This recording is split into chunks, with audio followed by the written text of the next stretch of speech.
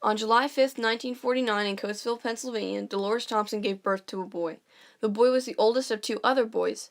Donald and Randy are the two younger brothers of Lawrence Thompson. As of today, March 6, 2019, he is 69, making his brother Donnie 67 and Randy 60. Randy has since passed away, but Donald is still alive. All three boys were raised by Dolores and Perry Thompson. It all depends on what trouble you got into at the time. This is what Mr. Thompson had to say about the strictness of his parents when growing up. Mr. Thompson's mother was a seamstress and father was a steelworker. This most likely influenced his work in life, as he too worked for a steel company, and when he came back from war, he spent 30 to 34 years there. His father, Perry, also went to serve in the military, which might have pushed him to go serve as well.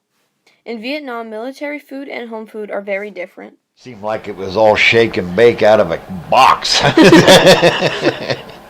Especially the powdered eggs, you know. They did the best they could. When you're cooking for a couple hundred guys or 1,000 guys at one time, you know, it's tough to be mom's cooking. It was the 60s when Mr. Thompson was in the war. There was no MREs to eat. We hadn't really experimented with better food for our soldiers yet.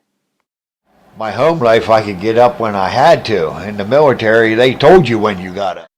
Not only was the food different, but so was the overall experience. Mr. Thompson said that they, the superiors, would make you run to every place you had to go, then say you're not on time. Mr. Thompson was drafted in 1967 and went to the U.S. Army. From there he went into airframe repair. When asked about what he did in that field, Mr. Thompson said, "Work on helicopters, fix them up, more bullet holes, paint them." Mr. Thompson never witnessed or was a part of any combat, but he said that he supported the men in the field. Mr. Thompson explained that even though his instructors were tough and hard on everyone, it helped. They were teaching you the military way of life and how to live. Protect yourself, protect your friends.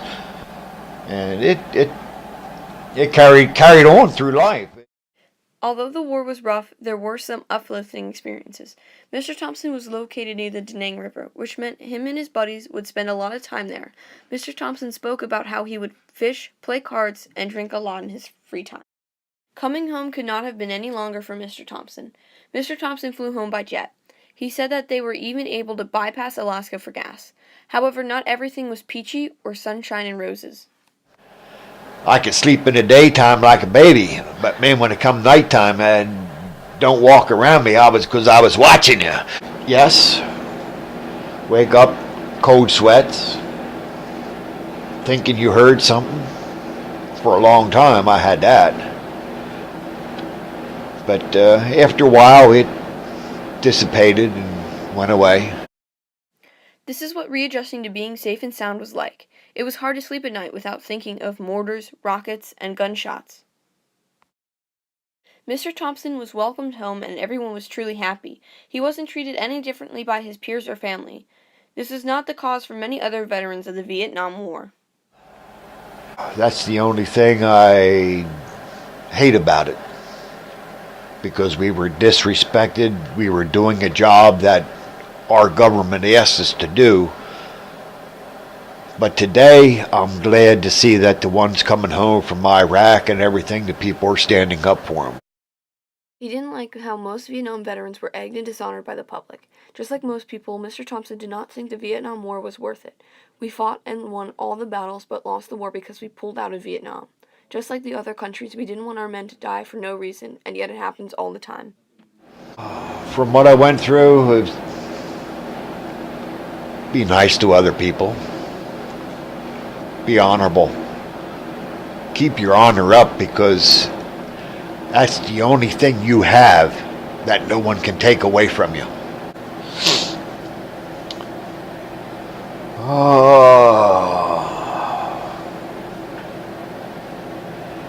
Not really. It's just that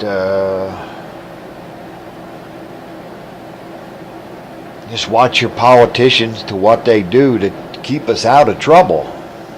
Because we've always been the big kid on the block with the stick. So,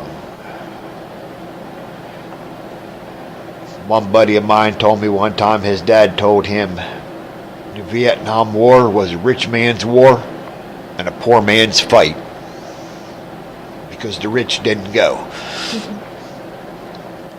But you have to remember one thing, that we all did some, and some gave all. Mr. Thompson wasn't trying to be a hero. He was doing a job that his country asked of him.